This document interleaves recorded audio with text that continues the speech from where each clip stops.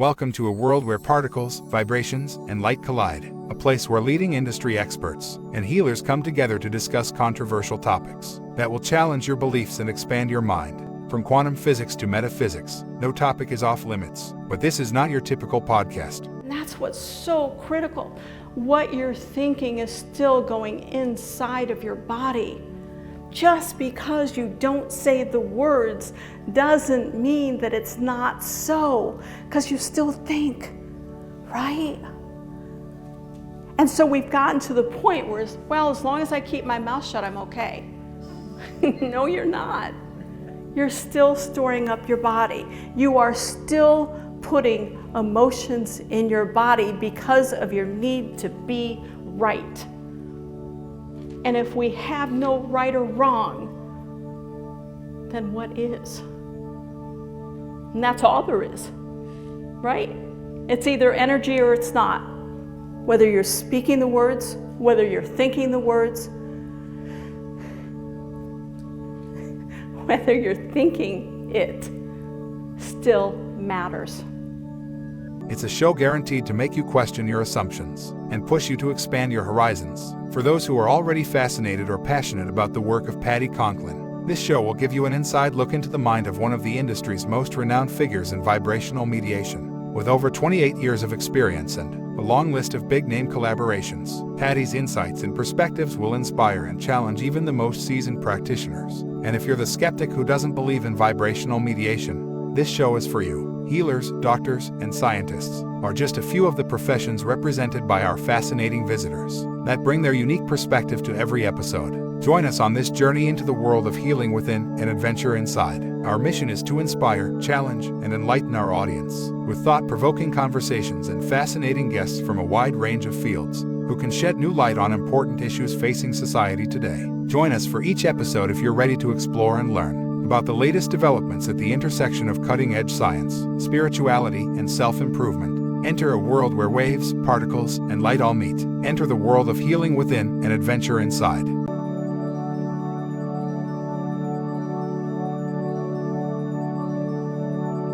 Patti Conklin and Frenesa Hall, MD. And we love being able to talk about situations, illnesses, disease, emotions, energies, and giving our own thoughts and input on it.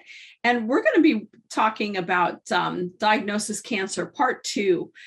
In part 1, we talked about cancer screenings and our mammograms and our colonoscopies and different techniques that are used to pre-screen.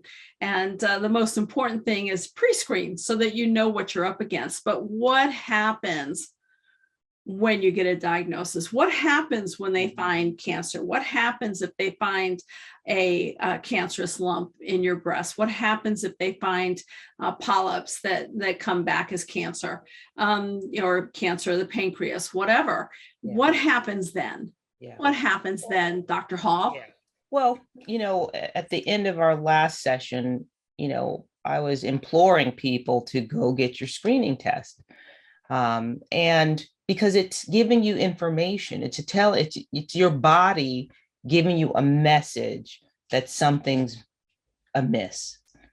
And when you do a screening test, and let's say, like tomorrow I'm having my screening colonoscopy, if I have polyps, then my body is telling me that I'm not doing what I need to be doing, or I'm not doing enough of it because polyps have shown up. So it gives us an opportunity to change what we're doing and to reassess. Mm-hmm. So now let's say colonoscopy shows cancer. Well, then the alarm message is just louder and stronger and more urgent. Polyps is like, hey, you need to get it together. Oh, you got cancer there. Okay, you need to take this seriously. You need to do a really thorough assessment. Because it's not just about taking the polyps out. Right. Right. I mean, most people go into the space of, well, they found a polyp, but they took it out. I don't have to change anything. No. That's not the case. Right. The polyp is the message telling you that things aren't right. and it's telling you that you need to change what you're doing, because you can take the polyp out, but if the body is the same environment, whether it's stress and diet and exercise and spirituality and toxic exposure, environmental exposure, whatever, then that polyp is the message telling you that you need to assess all those things and you need to change what you're doing. Because if you don't, you're going to keep getting what you've been getting.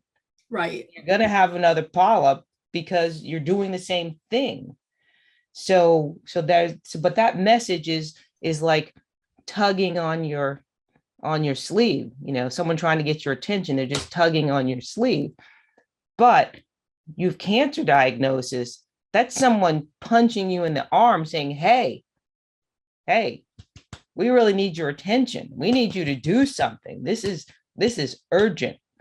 So to me, it's just heightening the level of urgency for your change in behavior. Yeah. Yeah.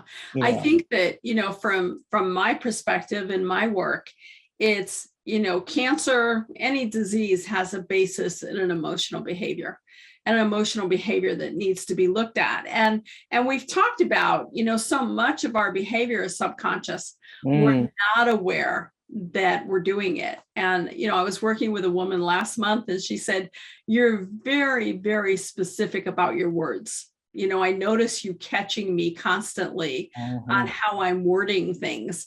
And I reminded her that your body only knows truth. Your body only knows truth. And so if it's getting a subconscious programming that you're not consciously aware of, your body's going to store that. Whether we're going into fear, whether we're going into whatever, whether we're going into malaise because, well, okay, they found this, but, I'm a really spiritual person, so I'm not going to pay attention to it. It's the body needs both. The body needs Eastern and Western. It needs to understand the emotions that created it and start working that backwards so that your body has the immune system strength to start working and assisting you. When we talked earlier in episode 1 about the whole radiation issue of having a mammogram and so forth, and how fearful people are of radiation. And I remember for years people saying, well, it's the radiation from the mammogram that created the tumor in my breast the following year. I don't buy that. Do you? No, not in a year. Yeah. No, I mean, and the truth of the matter is that radiation levels have come down so much with technology. So the amount of radiation that people are exposed to, with all the different radiological procedures is less and less all the time. They're just finding better ways to do it. Yeah. I think that that's a scapegoat kind of mentality that, oh, it's just this. Cancer isn't just this. It's the whole picture.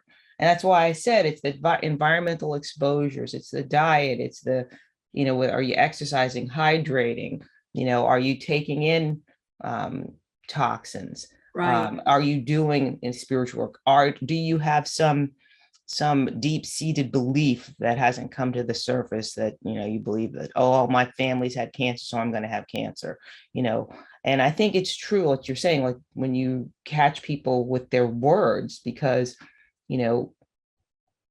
those words are being transmitted not just to who you're speaking to, but to your whole body. Right. If you're saying to yourself, whatever it is, the body's believing you. Right. So you have to change up here, and you have to change in here, and you have to change how you speak and how you speak to yourself. Absolutely. And I think that, what you say to yourself in your head, so many people are unaware. And so that my favorite little booklet is called a 7-Day Mental Diet. I think we've talked about this. Right. We've talked about this. Yeah. And a friend of mine shared it with me, and she and her family read it every year. And basically, the book is saying that everybody understands that what you eat becomes your body. So if you eat a protein, it gets assimilated, it becomes an enzyme or some muscle tissue or whatever. But what you think and say to yourself has an even more powerful impact. And the idea in the book is that you become mindful of what you think and say. And for 7 days, you say, think nothing negative about yourself, about anybody else, about a situation in the world. You know, you have, I mean, we have thoughts all the time. So you have a negative thought, and instead of dwelling on it and kind of having the dialogue in your head about it, you go, oh, change the thought, reframe. Yeah. Yeah. Okay. Yeah. And when I did it the first time, particularly, and you've known me for a long time, I'm a pretty positive, upbeat, happy-go-lucky kind of person. Yeah. I was absolutely astounded at the negative self-talk that I had all day long. I'm like, I couldn't get through a day initially. Wow. And I'm thinking, what in the world? But it was eye-opening, because here I am, pretty positive person, right, having these negative thoughts, negative dialogues. I'm having dialogues about things that happened in the past. I'm having dialogues about things that haven't happened and didn't happen. Right. And and it's like, oh my goodness. Yeah. And this is the energy that my body is bathed in all day, every day. Because your body doesn't have discernment capabilities. Your body doesn't say, oh, gee, she's not really meaning this. She's just thinking it. It doesn't have that capability. It's still going to put it in. And the other thing that's really important is, if you're around negative people, people will say, oh, I'm around negative people all day and they're psychic vampires and whatever. And, I just get exhausted being around them.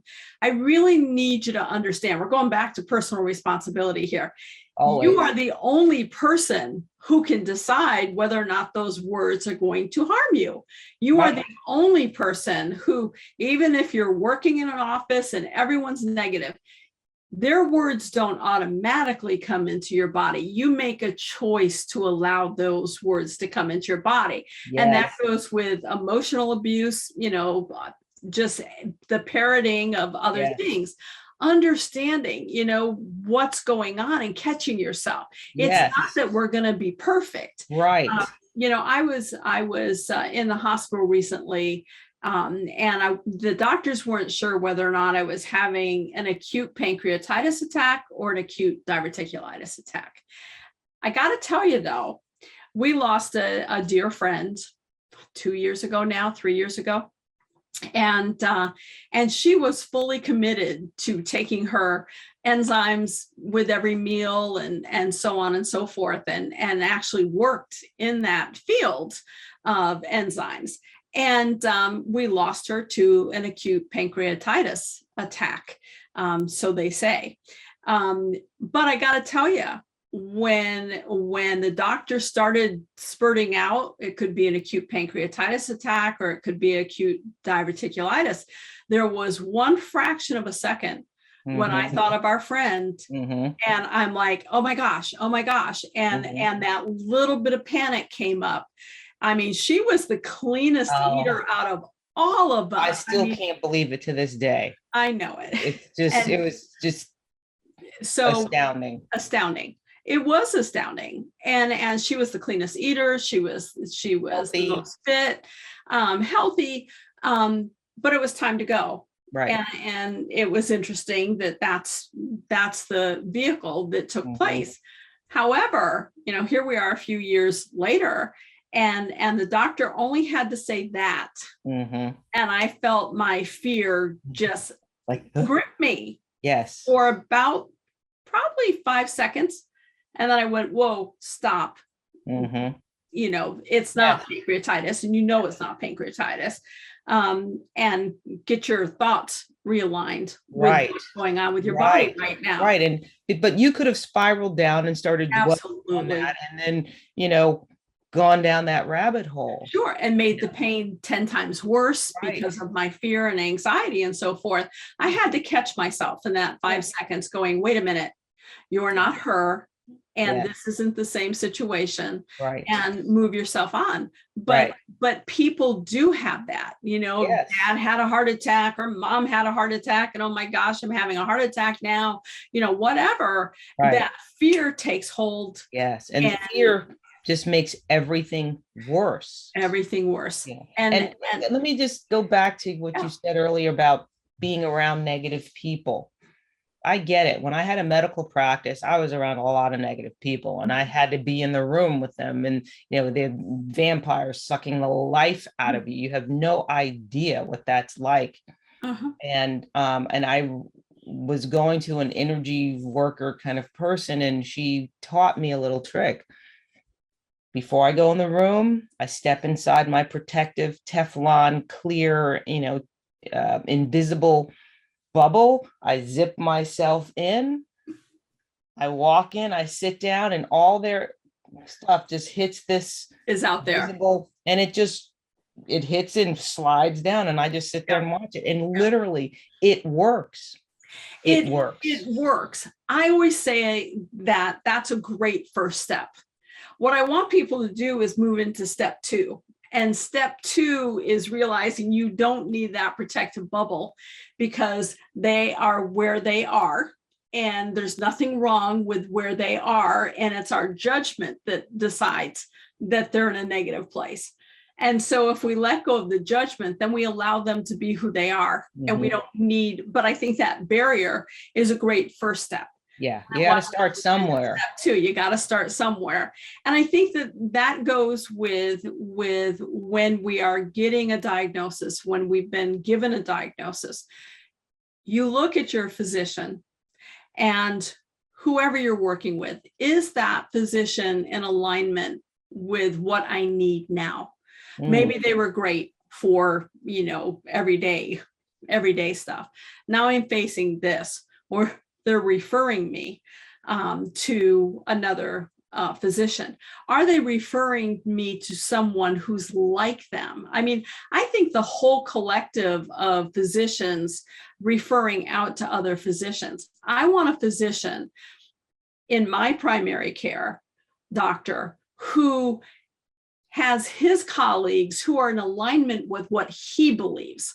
So if he does need to send me to a specialist, it is somebody that he knows, that he understands what their practice is, and can go ahead with confidence and send me over to a referral. I would not expect my doctor, if I got a cancer diagnosis, to send me to someone they don't know and who may be very rigid in, you're going to do this many chemo treatments and we have to do this and blindside me. I would expect to be sent to an oncologist who is a functional oncologist. Well, here's one of the challenges, and I faced this one at the last few years of my practice. Managed care came in, and depending on what that insurance that person had, I could only refer them to a specialist on their plan. On their plan. And I might not know any of them. And I'll say, well, this is the person I think you should go to because I know them and I know how they are and I trust them. I don't know these people. Do you then counsel your client? I don't know these people, but if they're totally outside of what you believe, find another one? Well, I do tell people that they should always consider a second opinion, and that they need to be with a doctor that they're comfortable with. But, with the constraints of insurance, where some of the insurance plans back then were very rigid. And if you went out of network, they were like, we're not paying for anything. Right. So, there's all of that. And so that gets a little complicated, but I agree with you. There are clients that I had, and I was like, nope, I can't send you to this person because I know that you two are never going to mesh. and I'll say, I think you should go to this person. Right. And so, as a primary care doctor, I tried to do that. But I think that the onus is on the individual. And then if you go to a specialist and it doesn't work for you, then you need to go find someone else. Right. And that may mean asking your friends, asking your coworkers, asking other people to give you a referral to someone and telling you about that person. But that's, again, it's our responsibility, right, to find the people that will work with us that we are comfortable with. Yeah. It's challenging, and in this day and age, it's more challenging because of the way insurance is set up. I mean, right. So we can do a whole show on insurance. Yeah, well, we can't go there. We don't have alcohol and numb medicines to have to deal with that whole issue. Right. But you have that diagnosis of cancer, and it's an opportunity to assess what's been going on in your life and what you've been doing, looking at your habits, because cancer, like many other of the chronic diseases that affect us in the United States, let's just stick with here, so much of it is driven by our behavior. Right. Smoking, excessive alcohol, environmental toxins. And I mean, from chlorine in the water to fluoride in the water to, air pollution, foods with pesticides, but even things like the creams and lotions that you put on your body, some of them have chemicals that are terrible. There's something called the Environmental Working Group, EWG. You can Google it. They have a whole list of chemicals and things that, and products. So you can get some guides about what product might be better to put on your body than another. Sleep. Sleep is a time when your body is going through the checklist and checking to see, well, okay, what things do we need to work on and fix, and getting that energy to be able to do all the things that the body needs to do, and making sure your immune system is up to speed and so forth and so on. You make melatonin at night when you sleep. Melatonin is not just for sleep, but it's an important factor in your immune system. And so if you don't sleep, you don't make melatonin. So now you've had a negative effect on your immune system. Are you getting fresh air? Are you working on your spirituality? Are you addressing the stress in your life? Stress changes the physiology of your body in a detrimental way. Absolutely. Absolutely. So the diagnosis of cancer isn't just, okay, I've got to go get these treatments. I've got to go do this. It's, you've got to go get these treatments, but you need to assess what created the environment that created the cancer. And then you need to go fix that. It's really going back to that personal responsibility aspect of, it's not just about the diagnosis. It's not just about getting, chemo or radiation or whatever. It's about looking at your entire life. There was a person that I was working with who is very high up in the MD cancer world, whatever. And one of the things that was interesting about this client was the secretiveness of not being willing to tell his family, children, loved ones, that he was experiencing this, because his ego just wouldn't let him go there. And I mean, I've had plenty that have been female and male. And so my whole thing was, if you continue to live in this bubble of secrecy and you're not sharing with people you deeply love, who are your immediate family, what's the disconnect here? What's the dissociative? Are you truly embracing your cancer and moving through your cancer? Or is it also on a dissociative level, which means you're really not getting into it at all? It's that two-prong approach.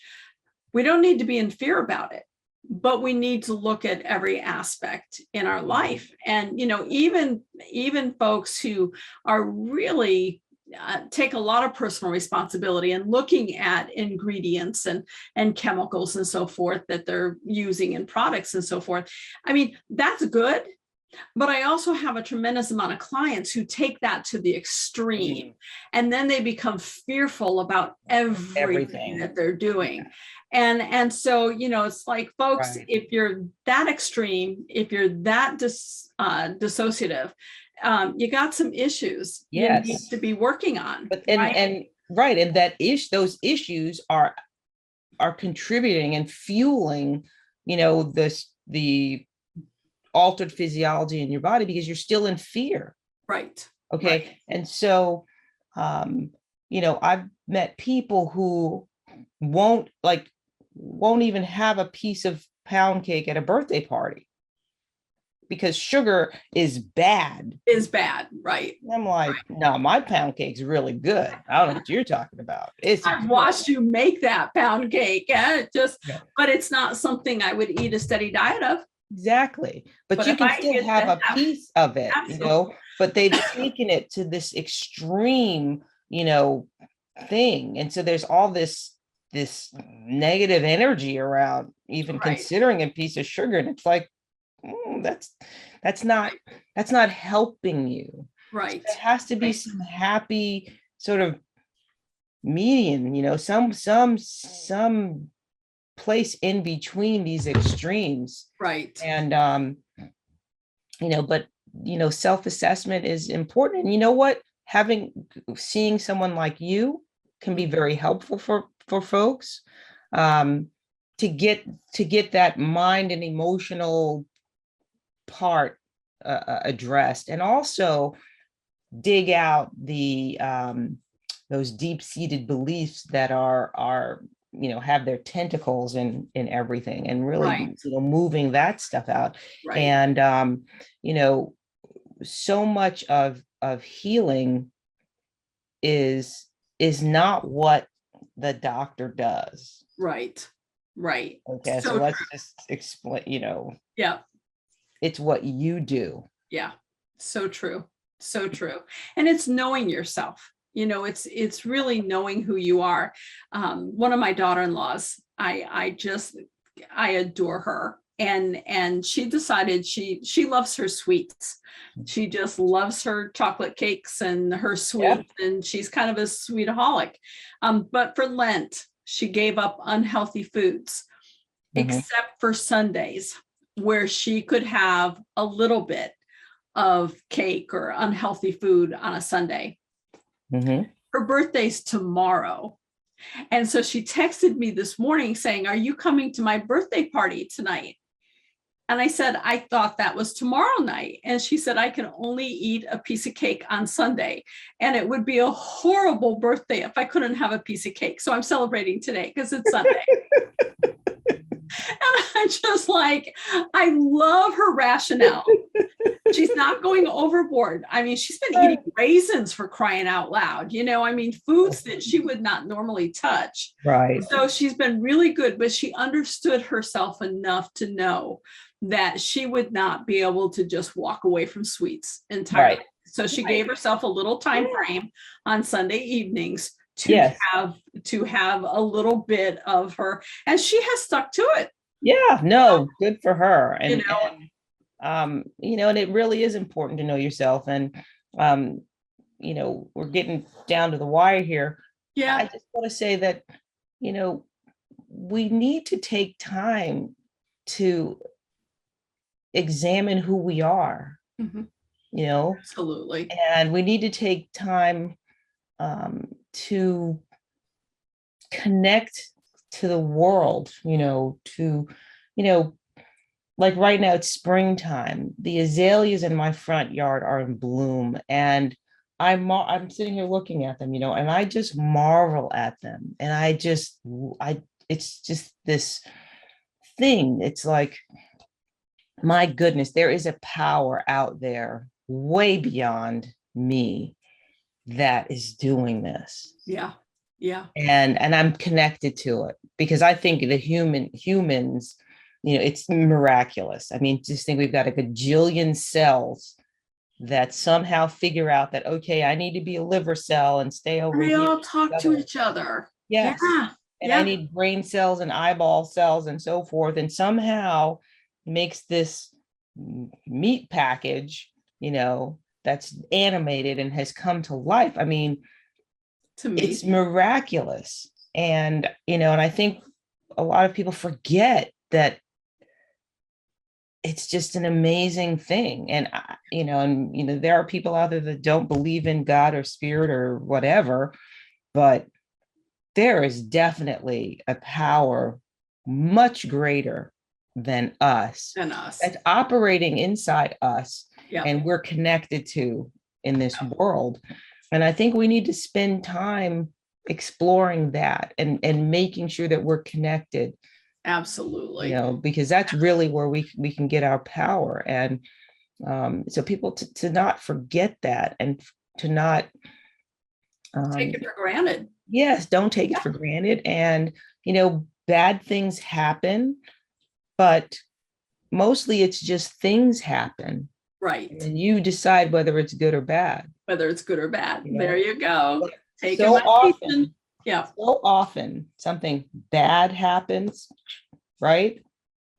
But you get through it, and then there's some fantastic something on the other side. Good always comes out of bad.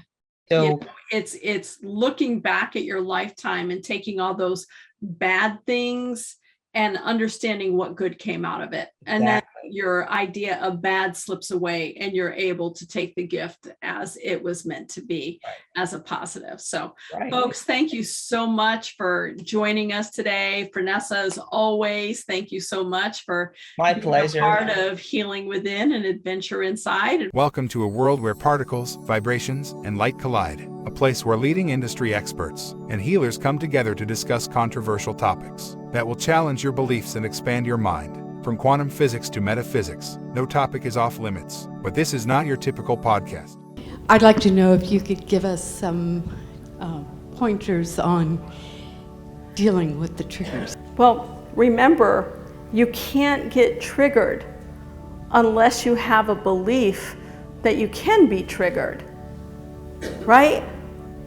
The triggers happen when we feel like we have no control. The triggers happen when we feel like we're a victim. The triggers happen when we feel like somebody's in our space, right? Those are all triggers. And so if you understand, if you're able to stay in the space of, it's an interesting thought you've got. It's a show guaranteed to make you question your assumptions and push you to expand your horizons. For those who are already fascinated or passionate about the work of Patti Conklin, this show will give you an inside look into the mind of one of the industry's most renowned figures in vibrational mediation. With over 28 years of experience and a long list of big-name collaborations, Patti's insights and perspectives will inspire and challenge even the most seasoned practitioners. And if you're the skeptic who doesn't believe in vibrational mediation, this show is for you. Healers, doctors, and scientists are just a few of the professions represented by our fascinating visitors that bring their unique perspective to every episode. Join us on this journey into the world of healing within and adventure inside. Our mission is to inspire, challenge, and enlighten our audience with thought-provoking conversations and fascinating guests from a wide range of fields who can shed new light on important issues facing society today. Join us for each episode if you're ready to explore and learn about the latest developments at the intersection of cutting-edge science, spirituality, and self-improvement. Enter a world where waves, particles, and light all meet. Enter the world of healing within and adventure inside.